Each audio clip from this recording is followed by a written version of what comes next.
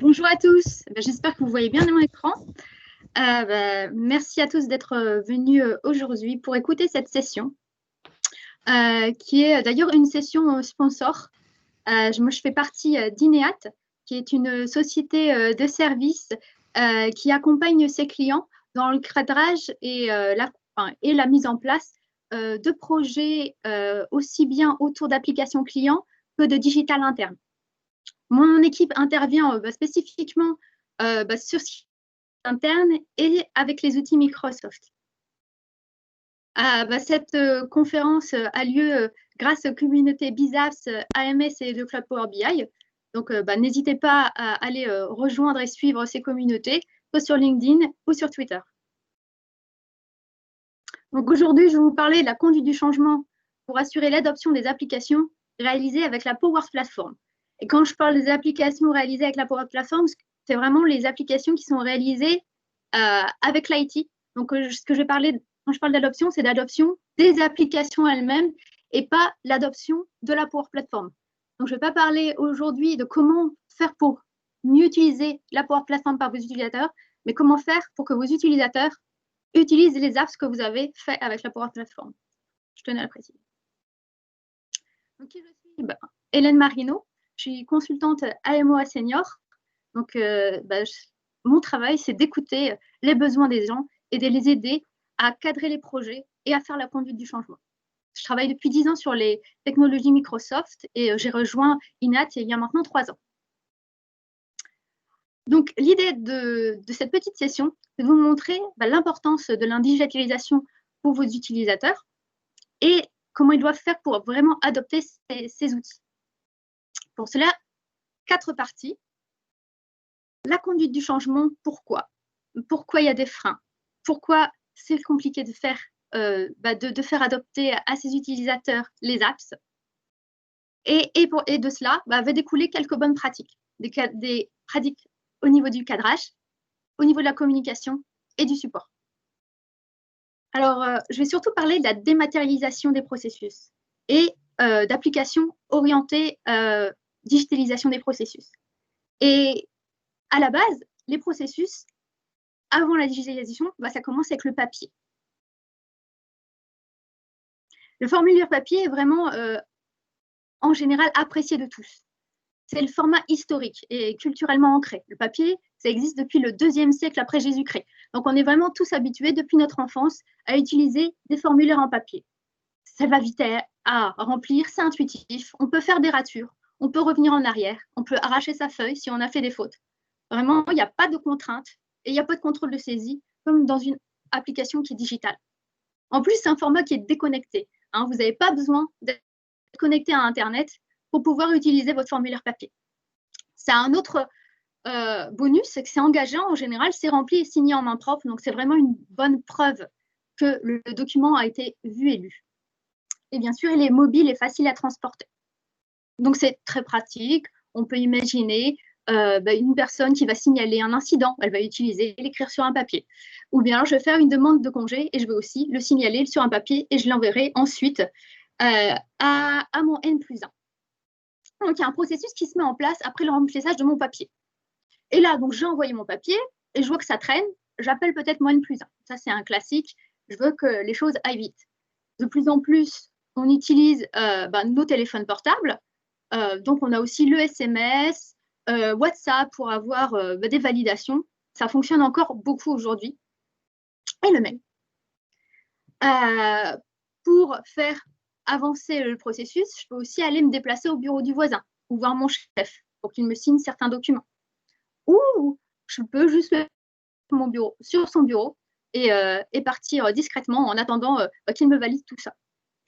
Et enfin, je peux aussi être un peu paresseuse parfois et me dire je ne vais pas faire toutes les phases du process et que je vais laisser une assistante, un secrétaire se charger de faire suivre le processus à mon formulaire.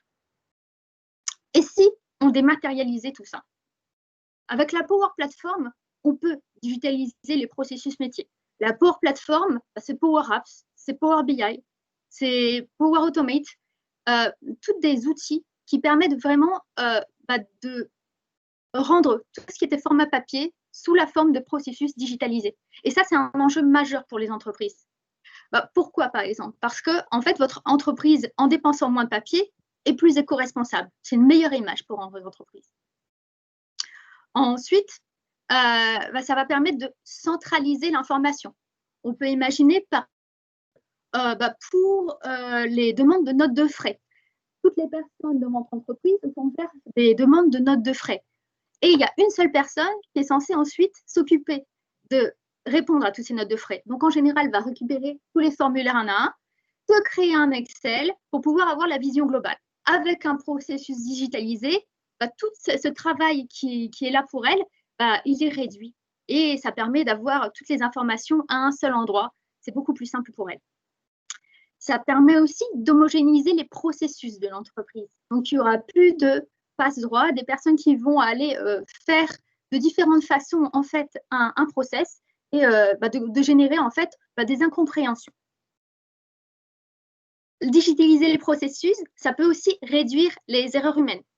Parce que on peut toujours faire des erreurs en remplissant un fichier, par exemple.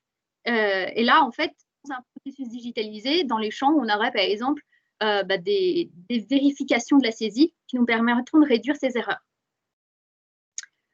Avoir ces processus métiers digitalisés, c'est avoir plus de traçabilité sur les données. Et quand on les analyse, ça va nous permettre de voir où sont les moyens de gagner en performance.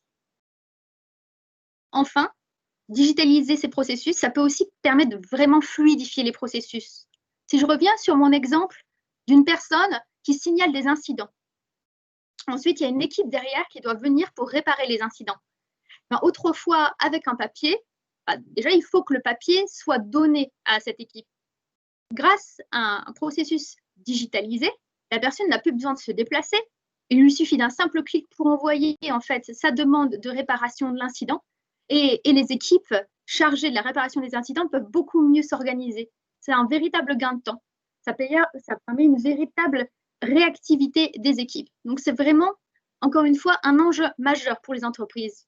Et pourtant, il y a des freins. Une fois qu'on met ces apps en place, elles ne sont pas forcément adoptées par les utilisateurs.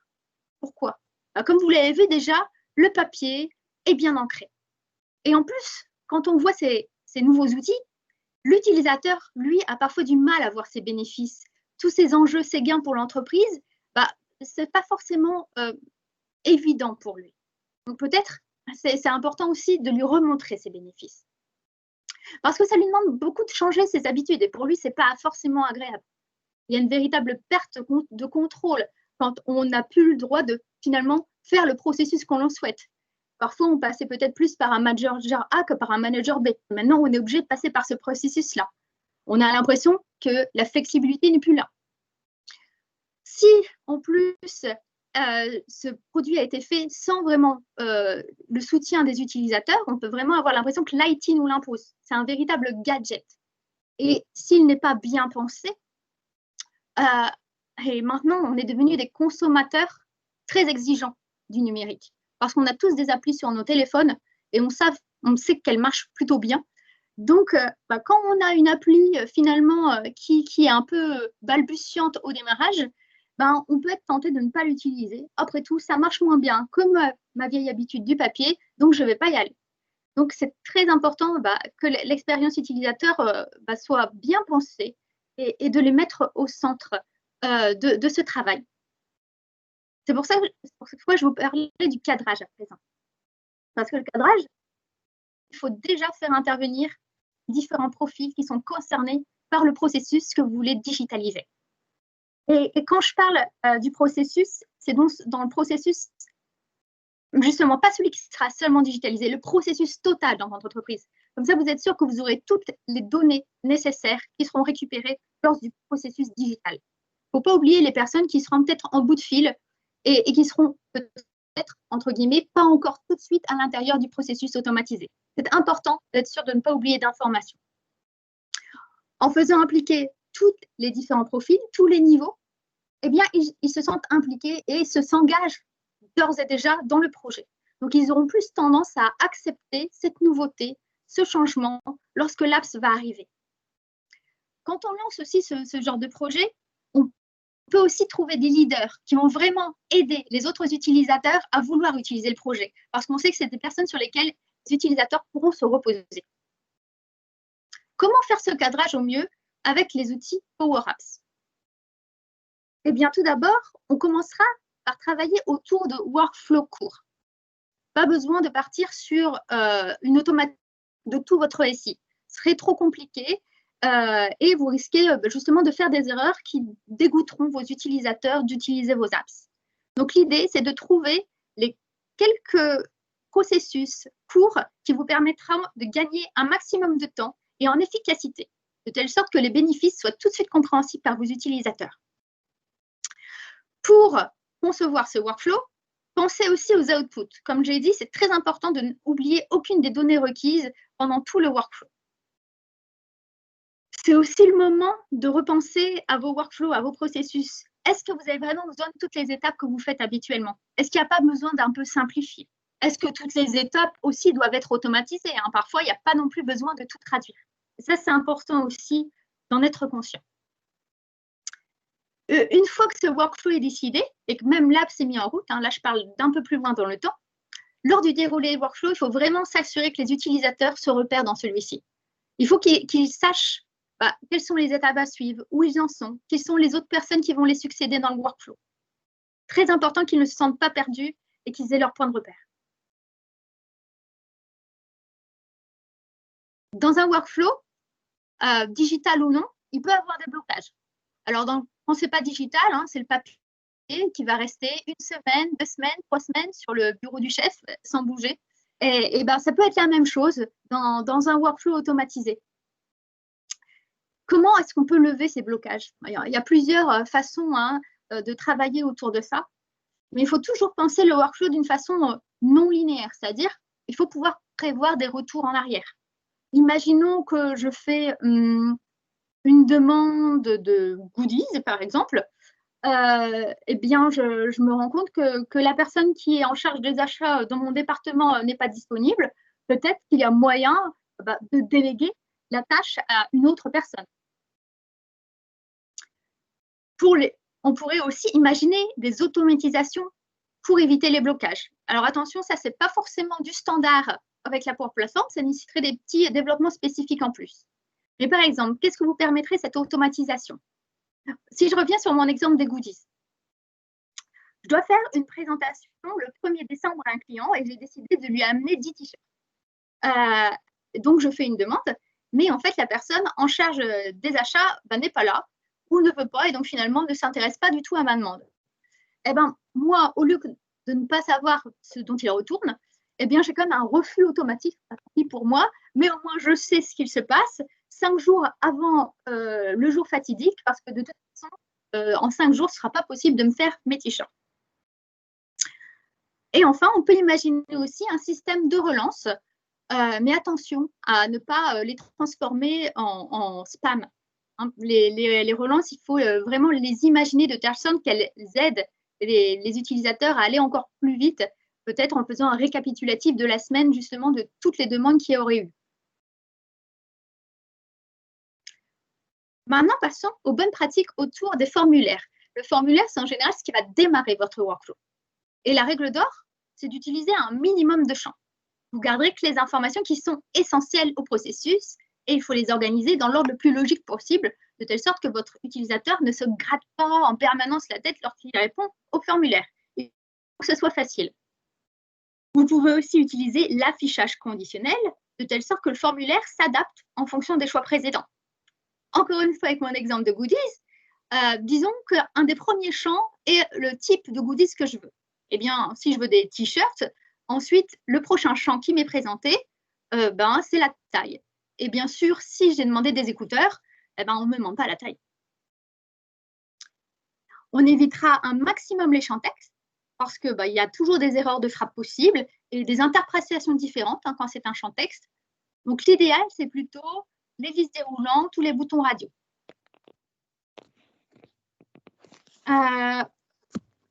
Aussi, on pourra pré-remplir quand c'est possible. Les informations de l'Active Directory. Par exemple, encore pour ma demande de congé, automatiquement, mon N+1 va être rempli dans la case N+1. Comment faire pour rendre les formulaires évidents, pour leur assurer une bonne lisibilité? Eh bien, je vous conseille d'aligner les labels de façon verticale, de telle sorte que la personne n'ait qu'à regarder de haut en bas, voir l'ensemble des champs à compléter. Les champs sont sur une seule colonne. Le titre des champs est au-dessus du champ, pas à la gauche de ce champ. Encore une fois, il faut imaginer le regard qui va du haut vers le bas. Ça permet vraiment de ne pas perdre l'utilisateur en faisant des zigzags constants avec son regard. Il faut qu'il y ait aussi une distinction claire entre les champs obligatoires et les champs optionnels. Toujours ennuyeux quand on replie un formulaire et que justement il n'y a pas cette distinction qui est faite, de se rendre compte que quand on clique soumettre, en fait ça nous refuse la soumission et on se rend compte qu'on n'a pas rempli des champs qui étaient non obligatoires et peut-être d'ailleurs je n'avais pas forcément envie de remplir ces champs et je ne m'étais pas mise dans cet état d'esprit que j'allais devoir remplir des champs que je pensais non obligatoires. Donc c'est désagréable et ça peut être un frein à l'utilisation. Il faut éviter les écrans à rallonge. Alors, je l'ai dit un peu plus tôt, on va essayer de réduire le plus possible le nombre de champs, mais selon les processus, parfois il y a quand même beaucoup d'informations à demander. Et si on fait des écrans à rallonge, à force de scroller, l'utilisateur peut vraiment oublier de remplir certains. Donc l'idéal, c'est de découper en plusieurs pages le formulaire et en indiquant le statut d'avancement dans le formulaire. Enfin, on fera des messages d'erreurs clairs et personnalisés pour chaque situation. D'ailleurs, des messages en général clairs et personnalisés pour chaque situation. Le mot d'ordre, clair, concis, utile. Alors, il y a un petit exemple sur la droite avec ce maître mot. Alors, d'abord, on voit failure and authentication error has occurred. Là, c'est vraiment des termes techniques, il y a du jargon utilisé, c'est pas agréable. Donc, on va plutôt essayer de se mettre du point de vue de l'utilisateur. Qu'est-ce que l'utilisateur a besoin de comprendre pour pouvoir faire des modifications? Donc, la deuxième tentative, c'est sign in error, you entered an incorrect password. Mais là, on peut dire que c'est un peu long. Finalement, on perd du temps à lire tout ce message, alors que les mots importants, c'est correct password. Donc, il n'est pas assez concis. Et donc, en le coupant, wrong password suffit amplement pour faire passer le message. Enfin, le dernier point sur lequel je voudrais insister pour la création de vos workflows et formulaires, c'est le point d'entrée de votre utilisateur. Autrefois, votre utilisateur démarre son process avec un papier qu'il ira chercher dans le bureau de l'assistante ou bien qu'il a aussi lui-même sur son bureau. Donc là, il faut que ça soit vraiment facile d'accès pour qu'il ait envie d'utiliser votre app. Où commencer? S'il travaille dans une équipe, par exemple, sur l'équipe des incidents et qu'on a créé une application autour de la gestion des incidents, pourquoi pas insérer cette app dans le canal de son Teams? Ça lui permet d'avoir vraiment ce point d'entrée très simple du quotidien pour pouvoir utiliser son application. Si c'est une application peut-être à spectre plus large, peut-être comme les demandes de congés, pourquoi pas sur votre Digital Workplace? Si vous l'avez fait sur SharePoint, il pourrait être intégré dans une des web parts de la Power Apps. On peut aussi guider les utilisateurs pour leur indiquer qu'ils peuvent aller chercher l'application pour Power Apps et l'installer comme une apps à part entière sur leur tablette ou sur leur téléphone. Il faut vraiment avoir ce point en tête lors du déploiement de votre application pour être sûr que vos utilisateurs ne se grattent pas la tête et qu'ils ne retrouvent pas l'application. Ça vous permettra vraiment d'avoir une meilleure adoption de cet outil. Passons maintenant à la communication. Nous avons créé notre application, maintenant, reste à en parler. Qui doit en parler? Le sponsor et les responsables projet. Le sponsor ne va pas communiquer sur les moindres détails du projet. Il parlera des grands axes de celui-ci et parlera peut-être des grandes actions sur un certain nombre d'applications, peut-être pas sur chacune des applications. Alors que ce sont les responsables du projet qui seront vraiment là pour faire la communication plus rapprochée. Les points qu'il faudra traiter, c'est pourquoi on fait ce changement, pourquoi c'est important, pourquoi ça est aligné avec la stratégie de l'entreprise, du département, qu'est-ce qu'on va y gagner ensemble. Donc là, c'est vraiment rappeler les enjeux que va avoir l'application, un peu comme on l'a vu en début de cette présentation. Mais aussi, il faut rappeler les objectifs aux utilisateurs. Qu'est-ce qu'on attend d'eux? On veut qu'ils utilisent cette application. On a des objectifs pour eux. Il faut qu'au 1er février, le papier pour cette application en particulier, pour ce formulaire particulier, ça soit terminé. Ensuite, on leur donne une roadmap. C'est le 1er février. Après le 1er février, vous ne retrouverez plus vos papiers. C'est clair pour eux, ils ont ça en tête, ça va les motiver à utiliser l'outil dès que possible. Et bien sûr, il faut qu'ils aient toutes les informations sur le fonctionnement du nouveau processus. Donc, il faut que ça soit aussi très clair dans la communication. Quand communiquer maintenant? C'est important de communiquer au bon moment. Il ne faut pas spammer en permanence les utilisateurs sur la nouvelle app. L'idée, c'est qu'ils aient envie de l'utiliser un peu naturellement et pas qu'on soit obligé de leur faire des relances toutes les semaines. Donc, il y a des bons moments pour communiquer. Au cadrage, quand on va faire appel à des utilisateurs justement pour travailler sur le projet. Ensuite, quand le cadrage est un peu précisé, pour vraiment relayer en fait les conclusions du cadrage à l'ensemble des équipes pour dire voilà ce qui va arriver pour vous. Ensuite, au lancement, bien sûr, pour leur donner toutes les indications sur le fonctionnement de la nouvelle apps et la roadmap. Et ensuite, la vie de l'apps. Parce que bien sûr, créer une application, un nouveau processus métier digitalisé, ça ne se fait pas forcément en une seule fois. C'est un processus agile. On commence petit, avec un petit workflow, et on va l'améliorer avec le temps. Donc, il faut aussi communiquer avec les mises à jour de l'application. Il ne faut pas que du jour au lendemain, l'utilisateur ne comprenne plus où est-ce qu'il arrive. Bien sûr, on encouragera le partage de retours d'expérience des utilisateurs, qu'ils pourront d'ailleurs faire dans une communauté, comme une communauté gamer par exemple. Et on pourra aussi féliciter si les objectifs sont atteints au 1er février par exemple. Si on s'est rendu compte que beaucoup de papier, le papier a été moins utilisé pendant les 2 derniers mois et qu'on a peut-être sauvé un arbre ou en tout cas qu'on a atteint l'objectif qu'on s'était fixé. Je parlerai dans ma dernière section du support. Le support qu'on doit fournir aux utilisateurs pour qu'ils ne se sentent pas lâchés dans la nature avec une application, un nouveau processus qu'ils ne connaissent pas. Il faut qu'ils se sentent soutenus à tous les moments de cette nouvelle aventure. Donc, on va d'abord leur fournir de la formation si l'application est un peu compliquée. Ça peut se faire via des webinaires. Ces webinaires, on peut les enregistrer avec Teams. Et ensuite, on peut donner accès à ces vidéos Teams via Stream ou les diffuser dans un SharePoint ou dans un Teams. De telle sorte que les personnes qui n'ont pas envie d'aller au webinaire, parce qu'elles n'ont pas envie à un moment X ou Y d'aller suivre une formation, puissent le faire à tout moment. Encore une fois, c'est vraiment dans l'intention de ne pas les spammer, de ne pas les embêter à tout moment avec la nouveauté des apps. On leur donne la possibilité de le faire quand ils le souhaitent. Il faut bien sûr que cette information, ces supports de formation, ces webinaires, puissent être retrouvés très facilement dans l'entreprise. Donc peut-être dans le Digital Workplace, peut-être dans un Teams. À vous de décider où est le meilleur endroit pour retrouver toutes ces informations. Peut-être avec les manuels autour de vos autres outils. Il faut aussi créer ce support de proximité. J'ai un peu parlé plus haut des leaders.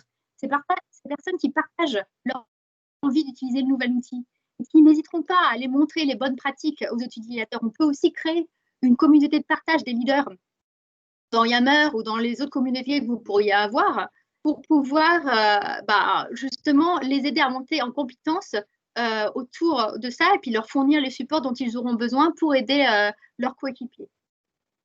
Et enfin, il faut aussi qu'il y ait un support IT qui soit mis au courant des nouveautés au fur et à mesure qu'elles arrivent. Et donc, le support doit être formé à ces nouvelles applications pour pouvoir venir en aide à tout moment aux utilisateurs qui se retrouveraient bloqués ou un peu perdus. Voilà. Donc, j'espère qu'avec toutes ces idées, ces pistes et bonnes pratiques, vos utilisateurs pourront utiliser et adopteront au mieux les apps digitale que vous aurez mise en place avec la Power Platform, toute l'équipe INEAT serait ravie de vous aider sur vos, vos projets autour de la Power Platform et de la conduite du changement. Je vous remercie pour votre attention. Est-ce que vous avez des questions? Merci beaucoup, Hélène. Donc, n'hésitez pas, comme elle vient de vous le rappeler, si vous avez des questions, manifestez-vous dans le chat. Vous pouvez aussi activer votre micro, votre caméra sans aucun problème et essayez de lever la main si vous voulez activer le micro pour qu'on puisse gérer les paroles. Mais je suis en train de regarder dans le chat, je ne vois pas de questions. J'ai l'impression que tu en as répondu déjà à beaucoup dans ta session. Donc, n'hésitez pas. Il reste encore 5 petites minutes avant de basculer sur la keynote de clôture de Charles Lamana et de Amélie Lair. Donc profitez, tant que Hélène est encore là.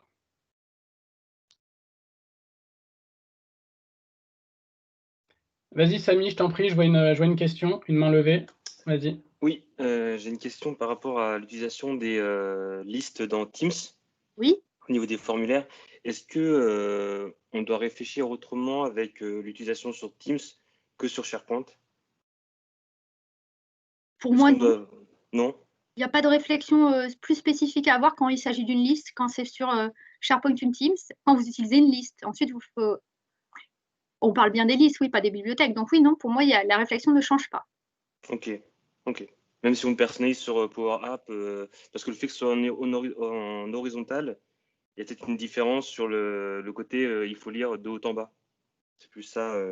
Ah, j'ai peut-être pas compris la question alors. Du coup, quand on utilise un formulaire personnalisé dans Teams, oui. Est-ce qu'il faut toujours avoir cette réflexion de mettre les informations de haut en bas ou on peut faire de gauche à droite vu que c'est en horizontal? Je ne sais pas forcément si vous voyez ce que je veux dire. Oui, mais pour moi, ça peu importe que ça soit Teams ou SharePoint, il faut plutôt partir sur la verticalité. Ok, parfait. Merci.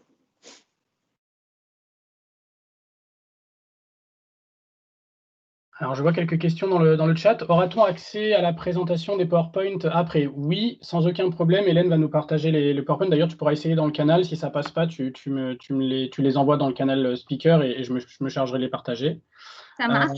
Et une question d'Adrien. Est-ce que le formulaire personnalisé, c'est du Power Apps? Je ne comprends pas tout à fait la question. Je ne sais pas si toi, tu tiltes tout de suite. Oh, Adrien, si tu veux nous reformuler ta question de façon un peu plus précise. Bonjour, vous m'entendez? Vas-y. Oui, en fait, c'était pour compléter, je crois, la réponse à, je crois que c'est Samy précédemment qui l'a posé. En fait, le formulaire dont parlait Hélène, c'est plutôt un formulaire Power Apps où tu vas avoir une verticalité. Alors que dans les formulaires de Microsoft List, maintenant, en fait, il se présente, le colonnage n'est plus du tout le même. En fait, il s'aligne, il prend tout l'espace.